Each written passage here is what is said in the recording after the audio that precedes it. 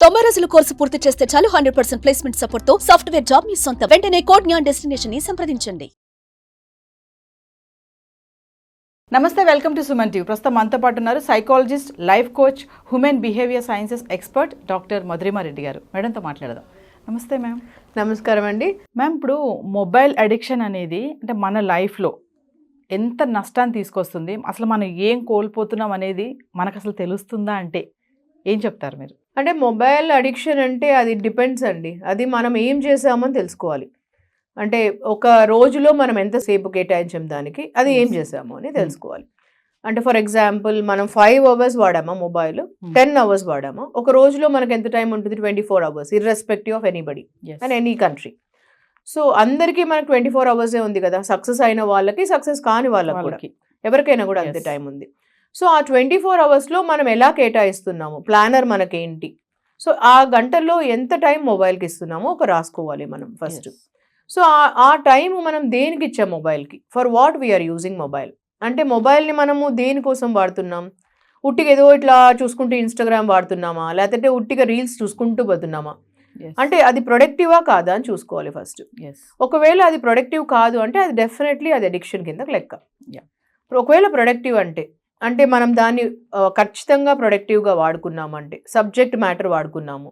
ఇప్పుడు మనం ఏదైనా బుక్, ఆడియో బుక్ చదువుతున్నాం దాంట్లో అంటే అది ప్రొడక్టివ్ కిందకు వస్తుంది. అదే మనము మనం వర్కింగ్ టైంలో నెగటివ్ సంథింగ్ చూస్తున్నాం, అది అడిక్షన్. అంటే మనము సమ్ నెగటివ్ వీడియో చూస్తున్నాం, సంథింగ్ లైక్ సెక్స్ వీడియో చూస్తున్నాం, పాన్ వీడియో చూస్తున్నాం ఇన్ వర్కింగ్ టైం, అది డెఫినెట్లీ నెగిటివ్ కదా, అది అడిక్షన్ కదా సంథింగ్. ఇది డ్యూరింగ్ వర్కింగ్ టైం, మన వర్కింగ్ టైం వర్క్లో మనం ప్రొడక్టివ్ ఉండాలి, ఇంకా గ్రో కావాలంటే నీ గ్రోత్ వీడియో చూడాలి, ఈ వీడియో కాదు చూడాల్సింది. సో ఇట్లాంటిది చూస్తున్నాం, అది రాంగ్. సంథింగ్ మనము ఈ వీడియో చూస్తున్నాం, డ్రగ్స్ది చూస్తున్నాం, ఇంకేదో చూస్తున్నాం, లేకపోతే ఇంకెవరిదో చూస్తున్నాం, నువ్వు అవన్నీ నెగటివ్ వస్తుంది. So what exactly are you doing అనేది ఇంపార్టెంట్ ఎడిక్షన్స్లో. సో తర్వాత పాజిటివ్గా తీసుకోవాలి అని అంటే ఎంత రోజులో ఎంత టైం కేటాయిస్తున్నామని ఫస్ట్ రాసుకోవాలి. దానికి మనము టైం అలాట్ చేయాలి. You need to allot time for that.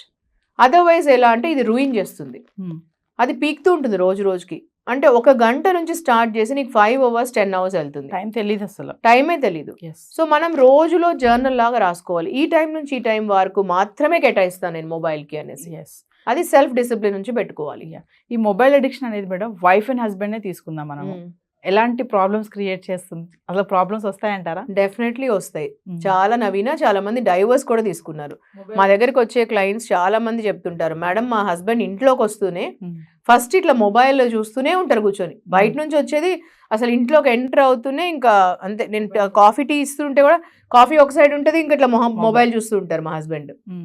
నాకు అనిపిస్తుంటుంది మొబైల్లో ఏముంటుందో చూద్దామని, నాకు క్యూరియాసిటీ ఉంటుంది, నేను వెళ్ళి చూద్దాం అనుకుంటుంటాను. అందుకని మా హస్బెండ్ బాత్రూంలోకి వెళ్తే నేను మొబైల్ తీసుకుంటాను, చూద్దామనేసి ఏముంటుంది ఆ మొబైల్లో చూసి, ఎవరితో చాట్ చేస్తుంటారు, ఎవరున్నారు, గర్ల్ ఫ్రెండ్స్ ఉన్నారా లేదా, అనుమానం వస్తుందంట, ఒక అనుమానం క్రియేట్ చేస్తుంది. ఎందుకంటే నువ్వు ఇంట్లోకి వచ్చేది భార్యతో పిల్లలతో మాట్లాడడానికి కదా, వాళ్ళతో టైం స్పెండ్ చేయడానికి కదా. మరి ఇంట్లోకి వచ్చినప్పటి నుంచి మొబైల్లో ఉంటే సేమ్ థింగ్ ఈవెన్ కూడా భార్యకు కూడా. హౌస్ వైఫ్ అయిండొచ్చు, లేదంటే వర్కింగ్ ఉండొచ్చు. మీరు ఇంట్లోకి వచ్చారు అని అంటే మీ హస్బెండ్తో మీ పిల్లలతో గడపడానికి, మీరు ఇంట్లోకి వచ్చారు అని అంటేనే మీ ఫ్యామిలీతో గడపడానికి, ఈదర్ మెయిల్ కావచ్చు, హస్బెండ్ కావచ్చు, ఫీమేల్ కావచ్చు, వైఫ్ కావచ్చు. ఇది ఖచ్చితంగా గుర్తుపెట్టుకోవాల్సిందండి ఎవరైనా. ఇంట్లోకి వచ్చారంటే that is your family time. అంటే మొబైల్ అడిక్షన్ అనేది వాళ్ళ సెక్షువల్ రిలేషన్షిప్ లో కూడా ప్రాబ్లమ్స్ క్రియేట్ డెఫినెట్లీ చేస్తుంది. ఎందుకంటే ద మూమెంట్ మనకి ఇంట్లోకి వస్తూనే ఎప్పుడు మొబైల్లో ఉన్నాము అని అంటే హస్బెండ్ వైఫ్ మధ్యలో కన్వర్జేషనల్ కమ్యూనికేషన్ లేవు అని అర్థం. కళ్ళలో కళ్ళు పెట్టి చూడడము, మనసుతో మనసు కనెక్ట్ కావడం లేదు అని అర్థం. వాళ్ళు మొబైల్లో చూస్తూ చెప్పు నువ్వు, నేను మాట్లాడతాను, నేను వింటున్నాను అంటే ఒక హాఫ్ విని హాఫ్ వినకుండా ఉండడము, ఎక్కడెక్కడో చూడడము, మొబైల్లో చూడడము ఎప్పుడు.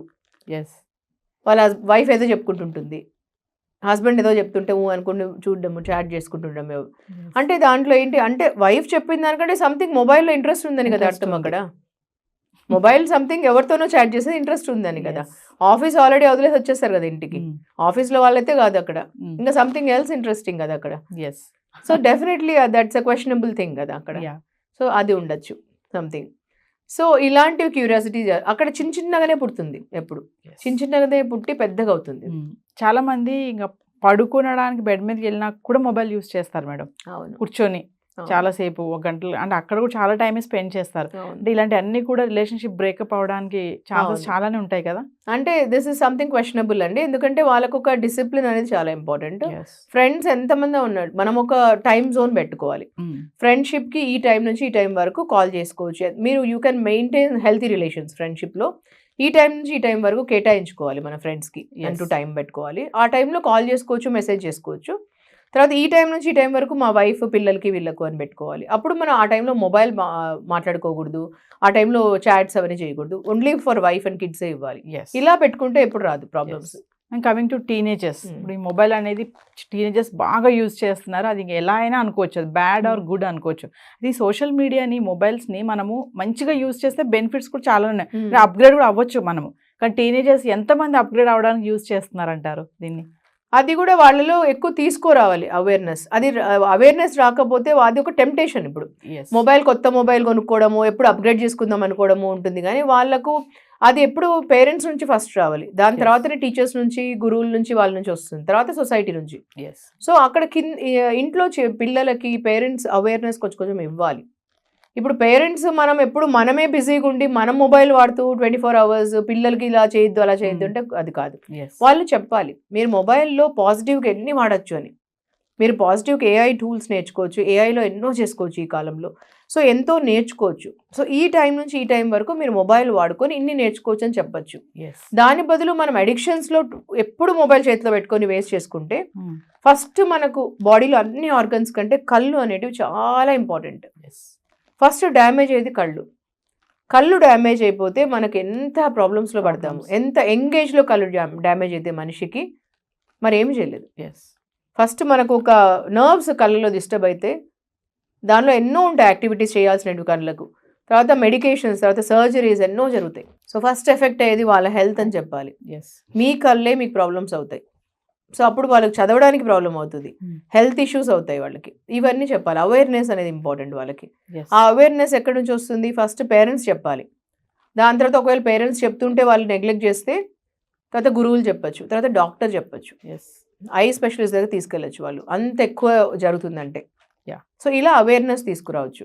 తర్వాత ఇంపార్టెన్స్ చెప్పాలి. 1 hour 2 hours నువ్వు మొబైల్తో ఏం చేయొచ్చు, నువ్వు పాజిటివ్గా నీ కెరియర్లో ఎన్ని చేసుకోవచ్చు, నువ్వు ఎంత ఇంపాక్ట్ క్రియేట్ చేసుకోవచ్చు నీ లైఫ్లో, ప్యాషన్ అండ్ పర్పస్. నీ కెరియర్లో ఎంత లెవెల్కి వెళ్ళచ్చు, ఆల్రెడీ నీ కెరియర్లో ఎంతమంది ఎంత అచీవ్ చేశారో వాళ్ళ గురించి తెలుసుకో. ఇవన్నీ చెప్పచ్చు అవేర్నెస్. అదే మేడం, మరి చాలా మంది అంటారు కదా, నాకు ఆఫీస్ వర్క్ ఉంది, నేను చేసుకోవాలి, బాస్ ఏదో అడిగారు, మరి అది అప్డేట్ చేసుకోవాలి, ఇది అప్డేట్ చేసుకోవాలి అంటారు. ఏంటంటే ఇంటికి వచ్చా కూడా ఆఫీస్ వర్క్ చేస్తున్నారు, ఏంటమ్మా నువ్వు ఇంకా ఆఫీస్ వర్క్ చేస్తున్నావు అంటే, అప్డేట్స్ ఉంటాయి, మేము ఉద్యోగం చేస్తున్నామని అంటారు చాలా మంది. మరి అలాంటి వాళ్ళకి ఏం చెప్తారు మేడం? అలాంటి వాళ్ళు కూడా ఒక లిమిట్ పెట్టుకోవాలండి. అవన్నీ చేసుకోవచ్చు మనము, అలాంటి వాళ్ళు కూడా చేసుకోవచ్చు, కానీ ఇంటికి వచ్చిన తర్వాత అప్డేట్ చేసుకోండి ప్రతి ఒక్కరు. దానికంటే ఎవరు అనుమానించలేరు, కానీ ఒక లిమిటేషన్ పెట్టుకోండి. The wife is also important, husband is also important, and your family is your responsibility. ఇప్పుడు ఫ్యామిలీని నెగ్లెక్ట్ చేసుకొని మీరు చేస్తే కూడా వర్క్ లైఫ్ బ్యాలెన్స్ అనేది ఇంపార్టెంట్. వీళ్ళందరికీ ఒక టెక్నిక్ చెప్తానండి నేను మనస్ఫూర్తిగా ఫాలో అవుతాను, అందరికీ చెప్తాను, నా క్లయింట్స్కి, ల్యాక్స్ ఆఫ్ క్లయింట్స్కి. సో 8+8+8 మంత్ర ఫాలో అవ్వండి. 8 ఈజ్ మీ స్లీప్ అవర్స్ అండ్ మీ పర్సనల్ కేర్. అంటే మీ పర్సనల్ కేర్ అండ్ స్లీప్ అవర్స్కి 8 hours ఇవ్వండి. మీరు 7 hours పడుకోండి ఆర్ 6 hours పడుకోండి, మీ ఇష్టం. ఒకసారి మీరు చాలా అలసిపోయారు అనుకోండి, మీరు 6 hours పడుకోండి. ఆర్ లేదు నాకు ఇంకొక గంట కావాలి పడుకోవడానికి అంటే 7 hours పడుకోండి ఆ రోజు. తర్వాత 1 hour మీరు ఎక్సర్సైజ్కి ప్లస్ మెడిటేషన్కి ఇవ్వండి. అంటే 8 hours పెట్టుకోండి దానికి. 8 plus next 8 hours for your work. మనం ఈరోజు నేమ్, ఫేమ్, మనీ ఎవ్రీథింగ్ వచ్చిందంటే బికాస్ ఆఫ్ అవర్ వర్క్ అండి. ఆ వర్క్ నెగ్లెక్ట్ చేయొద్దండి ఈరోజు. So 8 hours has to be your peak performance hours. అంటే మీరు ఈరోజు ఎక్కడైనా గ్రో అవుతున్నారు ఈరోజు అంటే, మీకు పేరు, ప్రతిష్ట ప్రతి ఒక్కటి వస్తుందంటే ఓన్లీ బికాస్ ఆఫ్ వర్క్. అంటే ఆ వర్క్ని ఒక ప్రేమించండి మీరు. ఆ work has to be your prayer and ఆ work has to be your identity. ఆ వర్క్ పీక్ పర్ఫార్మెన్స్ ఉండాలి. ఆ వర్క్లో మీరు ఎప్పుడు చూసినా ఈమెయిల్స్ చెక్ చేసుకోవడం, మొబైల్ చెక్ చేసుకోవడము, పక్కన వాళ్ళతో గాసిపింగ్ చేయడము, ఇలా వేస్ట్ చేయకండి. సో ఆ వర్క్ అనేది ఏ వర్క్ ఉన్నా కూడా మీరు దాన్ని ఒక ప్రేయర్ లాగా ట్రీట్ చేయండి. సో అది 8 hours. Last 8 hours has to be your ఫ్యామిలీకి ఇవ్వండి, తర్వాత రిలేటివ్స్కి ఇవ్వండి, ఫ్రెండ్స్కి ఇవ్వండి. ఆ 8 hours ఇవ్వండి. 8+8+8 ఎంత అండి? 24 hours. 24 hours. సో ఈ 24 hours ని ఇలా డివైడ్ చేయండి. దిస్ ఇస్ అ సక్సెస్ మంత్ర అండి. ఎస్. ఇలా డివైడ్ చేస్తే మీరు ప్రతి ఒక్కటి జీవితంలో ఉంటుంది. జీవితం అంటే ఒకటి ఉండాలి ఒకటి లేకుండా ఉండాలని కాదండి, అన్ని దిస్ ప్లస్ దట్ ఉండాలి మనకు.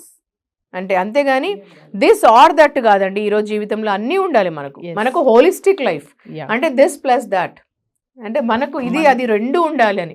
దిస్ అండ్ దట్ ఉండాలండి లైఫ్ లో. దిస్ ఆర్ కాదు, దిస్ అండ్ దట్ ఉండాలి. అది దట్ ఈస్ ఆ పాలసీ. ఓకే, మనకు అలా ఉండాలి. అది బిలీఫ్ సిస్టమ్ అండి నాది. సో దిస్ అండ్ దట్ ఉండాలి మనకు. అందుకు అది ఉండాలంటే 8+8+8. Okay, that is the success mantra. So ఇది ఫాలో కాండి. మీకు మొబైల్ ని వాడాలంటే రైట్ వేలో ఫాలో కాండి, సో దట్ ఎడిక్షన్ ఉండదు. Yes. Okay, thank you ma'am.